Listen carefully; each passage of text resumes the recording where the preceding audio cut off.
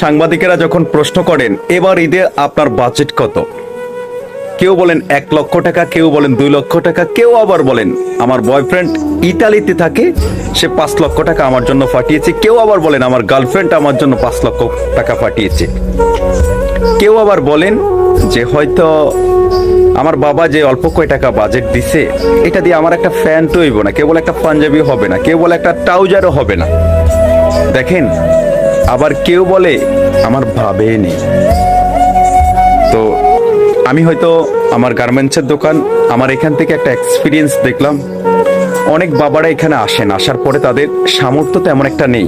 বর্তমান দৈনন্দিন জীবনের যে মানুষের নিত্য প্রয়োজনীয় জিনিসপত্র কিনতে মানুষ হিমশিম খাচ্ছে, সেখানে একজন বাবার যদি 3-4টা সন্তান থাকে, তারা পরিবার চালাতে হিমশিম খায়, কিভাবে ঈদের মার্কেট করবে সন্তানদের জন্য, পরিবারের জন্য।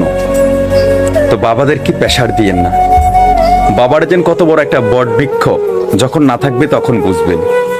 তাই বাবাদেরকে সাপোর্ট দিবেন। ঈদে শুধু নতুন জামা কাপড় পরলে যেন আপনার ঈদ হবে, আর নতুন জামা কাপড় না পরতে পারলে যেন আপনার ঈদ হবে না, ব্যাপারটা কিন্তু এমনও না। সবাই ভালো থাকবেন, সবাইকে অগ্রিম ঈদ মোবারক।